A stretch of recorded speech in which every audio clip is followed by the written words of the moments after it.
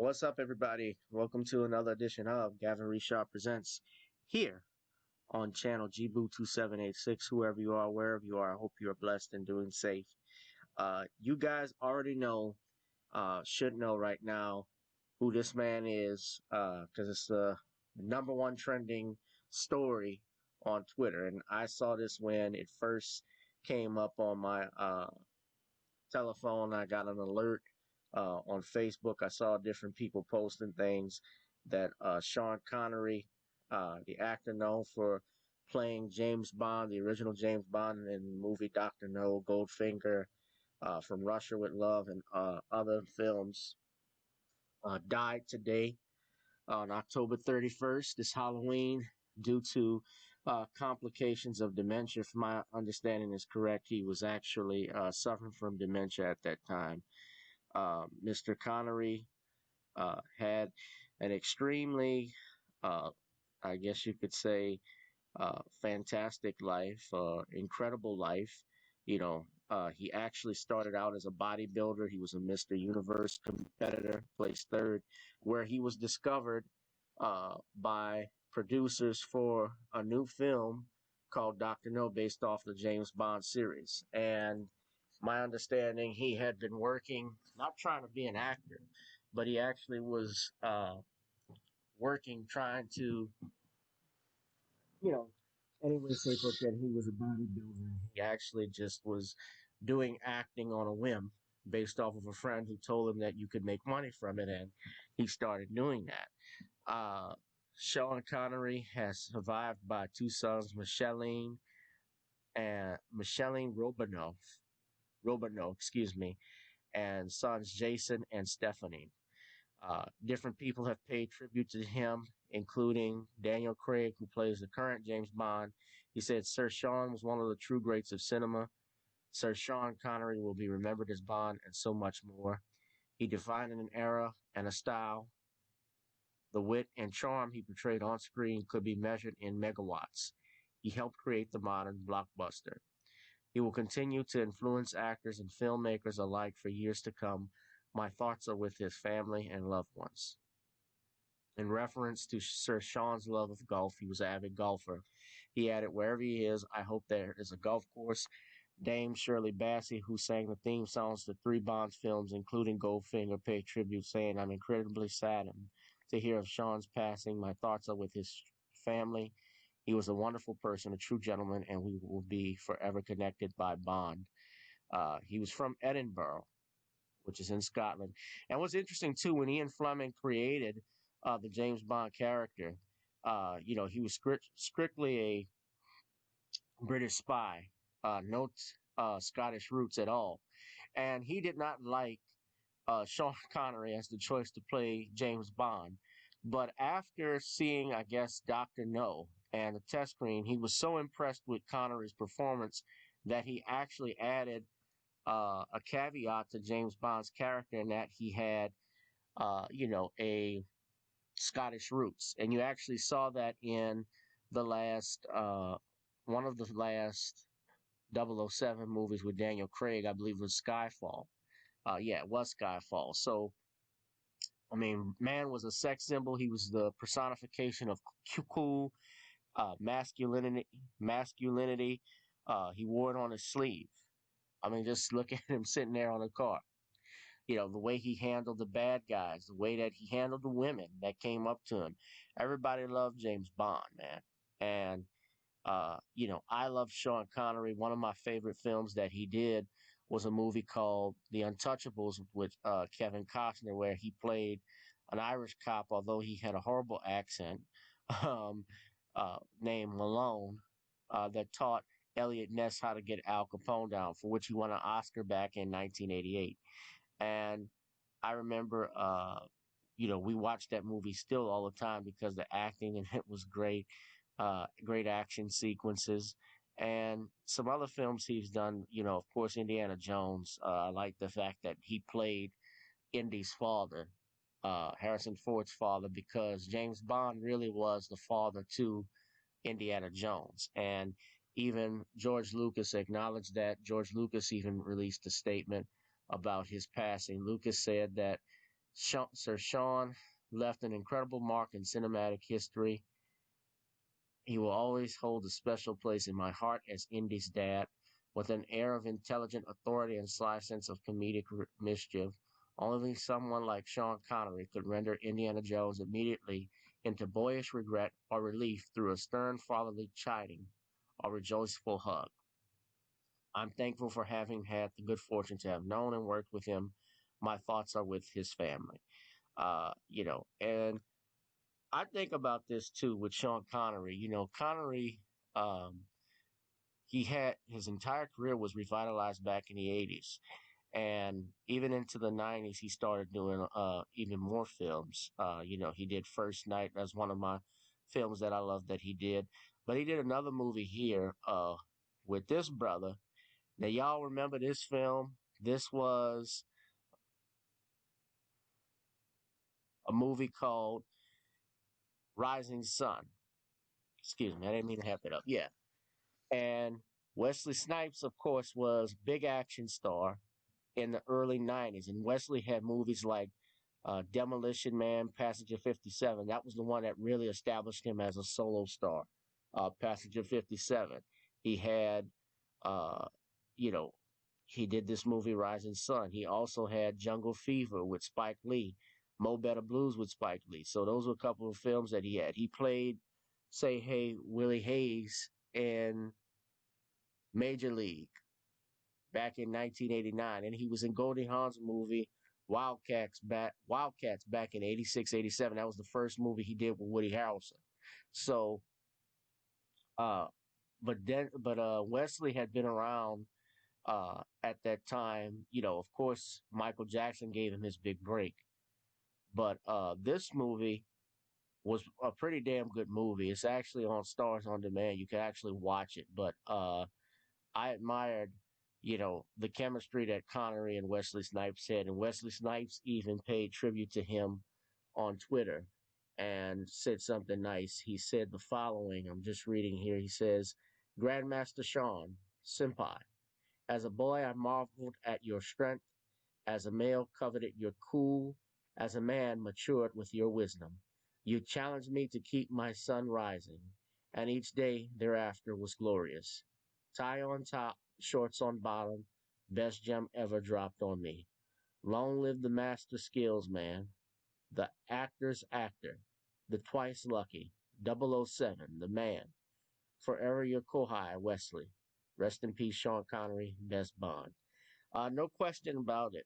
Now, what's also trending too about Sean Connery, uh, he was the sexiest man alive according to people. I don't look at a man as sexy, but I remember even when he was in his late 50s, when I talked about his resurgence, that was one of the things that they gifted Sean Connery as that title in 1989. This was after he had, of course, done the Untouchables. He did Indiana Jones movie. He was doing the Hunt for Red October. I believe he was filming that same year, 1989. It came out in 1990, and he played a Russian comrade, of course, again with the bad accent. Comrades, we are taking on a destiny for which there may be no return. They do a great Sean Connery, yes, but uh, but yeah, man, I'm thinking about this too, especially in our times, and I'm tying Sean into this with of another person who I'll show in a second. But they're resurfacing comments that Sean made back in the 80s when he was interviewed by Barbara Walters, but I believe they were referencing even previous comments when he said it was okay to smack a woman. And he stated, Barbara Walters stated, well, you don't really mean that, do you? Or tried to get him to clarify. And he said, well, I don't think it's necessary, but if it's just depending on the circumstances when he's talking about hitting a woman. And that didn't affect his career. Now, I'm not here to shame Sean Connery. May he rest in peace. He's actually one of my favorite actors, but I'm playing this in with Chris Brown. Now, remember when Chris Brown hit Rihanna? And my understanding is that Rihanna, from what was reported, she actually instigated that fight. Now, I'm not going to get here into an argument talking about who justifies what the facts are, and that. But my understanding was that Chris had retaliated and hit her, and that's how the whole thing started. And they were actually, by that I mean the media was hounding him. He had to go to front of the judge and so forth. And even to this day, that has put an asterisk on his entire career. People have been bringing that up, that one incident up with Rihanna, practically in every civil conversation you can think of. When you think of, you can't even think of Chris Brown's music without thinking of that one time he punched Rihanna. And his career practically got derailed as a result of it. I'm not saying that he wasn't wrong for what he did. You know, a situation like that when you're dealing with a female, especially if you have one that's hostile, I tell my clients, I tell different people, best thing to different men, you get in an argument with your girl, walk away. That's the best thing to do. Walk away from her. Uh, Try to avoid it. And if she's going around fighting you like that, or causing trouble, especially if you have something on public where she's trying to where she humiliates you, then maybe she's not the one. That's something that I thought of. I certainly could not be with a woman who would disrespect me or did anything that would jeopardize myself and my career, because then she is not putting you uh, at the top of her list when she does things like that. And, Breezy, in the mainstream media, how they treated him versus how they treated Sean Connery with his comments. Now, there's never been any reports to my knowledge that, of course, that Connery ever hit a woman or anything like that. I don't, that we know of. But for him, Connery, to say something like that, that makes you think, well, maybe he has slapped a woman once or twice. And again, I'm not trying to defame Mr. Connery. He's dead. He can't defend himself. But since that is coming up, it's trending. And of course, everybody's remembering the actor and the man. I remember the guy for being an outstanding actor. I didn't know him as a person, but I respected Sean Connery as an actor. I thought he was one of the greatest actors of all time. And certainly he started the Hollywood blockbuster with movies like Dr. No and Goldfinger and a few other movies. A lot of people don't know as great as an actor he was. It wasn't just the James Bond films that he did. It was, movies he did such as First Night, which was great. A couple other movies he did. He did Time Bandits that a lot of people didn't. The director at that time didn't think he was going to star in because it wasn't a low budget film, but it was going to be pricey to get him, and Connery accepted it. And I think he was trying to get rid of the 007 mantra. And I remember he did another movie as James Bond that wasn't tied to the broccoli production that you have now, that continuity. It was called Never Say Never Again. That was a non-Eon production. Eon is the film company that made, that's responsible for the James Bond films. But going back to what I'm saying, of course, Chris Brown, like I said before, his career was derailed based off those allegations. And certainly it tells you how the media likes to play up certain things and can make or break your career. They didn't break up Sean Connery's career like they did Chris Brown. They didn't break up Marv Albert's career because Marv Albert is actually still announcing on TNT like they've done Chris Brown and Bill Cosby. So the people that make you can break you in an instant, and they look out for theirs. I'm not going to say anything negative. I'm not trying to, at least for those that are listening that think I'm shaming Sean Connery or I'm trying to defame the dead. That's not what this is about. I'm simply talking about the media. and how they can hype things.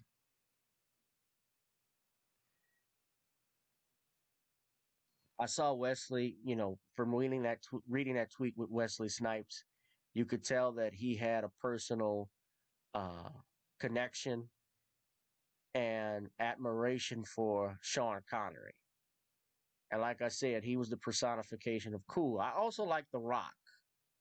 The Rock, that movie which came out with Nicolas Cage and Ed Helms that he did, where he played the secret agent spy trying to break back into Alcatraz to save, um, the country from terrorists. You know, that was actually a pretty damn good movie. So I remember Sean Connery in that, and I thought that anything he did was pretty good. Probably with the exception of the Avengers. I think that movie that came out in 1997, that wasn't a great movie. But Sean Connery, 007, I'm gonna remember you uh, with admiration and respect. You were the personification of cool. You exemplified machismo and masculinity. And you certainly are, sir, the best 007 that anybody has ever seen and everybody will see. Past, present, and future, you are the best. It's late, guys. That's why I'm talking a little slow. But right or wrong, Sean Connery is the best at what he did. He is 007. And may he rest in peace. I'm going to remember this film. Y'all check out Rising Sun, which is on Stars on Demand, man. That was a pretty damn good movie. You'll enjoy a great mystery uh, film. So, anyway, guys, that is it for me. This has been another edition of Gavin Richard Presents here on channel GBoo2786. Please like and share uh, this video. You can also subscribe to the channel at the link right there in that red button. You can just hit the subscribe button, and we're going to be doing some more videos. I'm sure I'm going to be on a live stream this weekend too, and we got more to come for this election. I think a lot of people want to know what my opinion is, what's going to happen. I'm going to announce too that on election night, I will actually be doing live coverage for live stream on my channel. We're going to be broadcasting the results because I think it's going to be interesting.